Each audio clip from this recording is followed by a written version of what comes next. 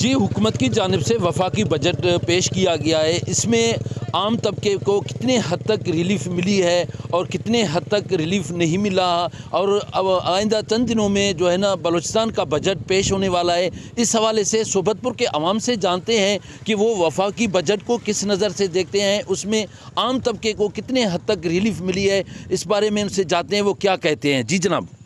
बाबा हर चीज़ महंगा बे जो बजट पेश बे बिल्कुल मैं गरीब के खिलाफ बे हर शे महंगो बे टैक्स हम हर चीज़ हम टैक्स है बजट हम यानी कि हमारा चीज़ नहीं बनी दवाएं वहीं से का टैक्स ये सब्जी फ्रूट हर चीज़ टैक्स है। माँ गरीब बनूँ यके फ्रूट आ यके हवे दवाई भी महंगा फ्रूट भी महंगा हवे 6 बजट में वास्ता बजट सिर्फ सरकारी मुलाजिमान हमार हर चीज़ हमारा हमार मिले ठीक सरकारी नौकरी हमारा दौरी मात गरीब पेशा मारो तगारियाँ जीराना मार जो पंच से दिहाड़ी मिले नहीं भी वहाँ 5 से मिली लेकिन चीज़ हर शे महंगा बे माँ गरीब बनूँ तो आखिर बनूँ भूखो माँ परेशान बे यके पेशा सैलाबा माँ परेशान पेशा महंगा परेशान मार नी इंतजार वफा के जुआएं पेश कर बजट लेके हिनके बजट पेश कर मार का भी निमार उम्मीद वरी बलूचिस्तान है बजट जो इंतजार है भी अल्लाह का हमारा जुआएं का रिलीफ है मैं गरीब वास्ता था मैं गरीब वास्ता सोची। जी सोबतपुर के शहरियों का आप लोगों ने बातें सुनी। उनका ये कहना था वफाकी बजट में आम तबके को कोई भी रिलीफ नहीं मिला। उन्होंने जो बलूचिस्तान का जो बजट पेश होने वाला है उनसे उम्मीदें रखी हुई हैं कि वो